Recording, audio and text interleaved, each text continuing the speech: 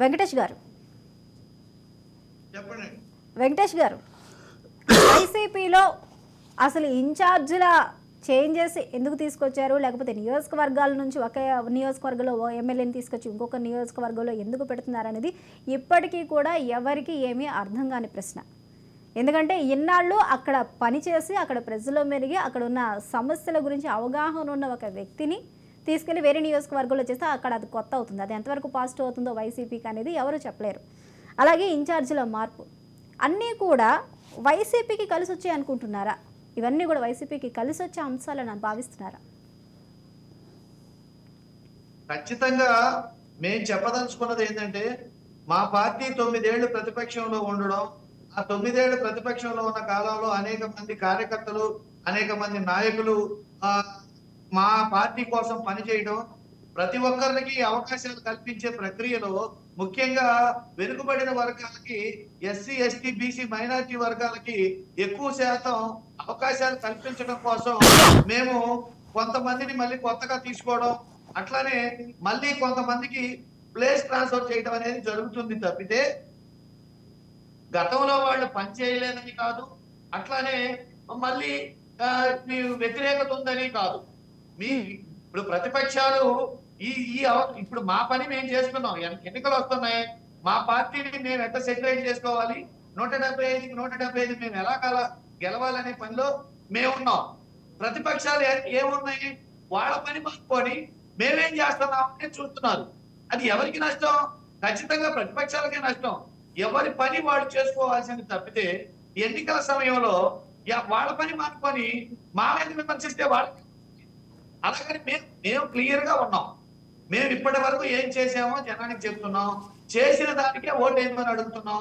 మేము ఖచ్చితంగా ప్రతి ఒక్కరికి అవకాశం కల్పించడం కోసం ఇన్ఛార్జీల్ని కొత్త ఇన్ఛార్జీలను ఇవ్వడం, ఇన్ఛార్జీల్ని రీప్లేస్ చేయడం, ఇట్లా రకరకాలుగా మా పని మా ఎక్సర్సైజ్ మేము చేసుకుంటున్నాం. ఖచ్చితంగా మా టార్గెట్ 175కి 175 గెలవడం, 175కి 175 గెలిచే ప్రక్రియ మేము చేస్తున్నాం. ఓకే, 175కి 175 గెలవాలి, గెలిచేటట్లు చేస్తారు అన్నప్పటికీ కూడా ఈ 5 సంవత్సరాల్లో వారు అదే నియోజకవర్గంలో పనిచేస్తారు, వాళ్ళు ఏ అభివృద్ధి కార్యక్రమాలు చేశారనేది ప్రజలకు ఒక అవగాహన ఉంటుంది. అది మంచి అయితే మంచి, చెడైతే చెడు, చేస్తే చేశారని లేకపోతే లేదు అని. కాకపోతే సడన్ గా వేరే నియోజకవర్గానికి చేస్తే ఆయన చేసింది ఆ నియోజకవర్గంలో ఏమీ ఉండదు. అలాంటప్పుడు ఎలా గెలుస్తుంది అనుకుంటున్నారు? సడన్ గా మేము మార్చలేదు.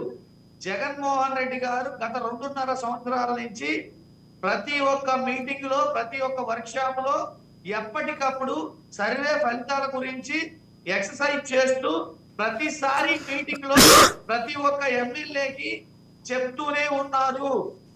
ఇప్పుడు ఎన్నికల సమయం వీలైనంత సమయం ఇచ్చి చెప్తూనే ఉన్నారు కాబట్టి మేము మారుస్తున్నాం. ఇప్పటికిప్పుడు సడన్ గాని మీకు అనిపిస్తున్నది, మీరు కూడా మీడియాలో చూస్తున్నారు ఎన్ని వర్క్ షాపులు పెట్టారో, ఎన్నిసార్లు జగన్మోహన్ రెడ్డి గారు చెప్పారో, చెప్పిన దాని ప్రకారం చెప్పి ఒప్పించి చేస్తున్నది మా జగన్మోహన్ రెడ్డి గారు.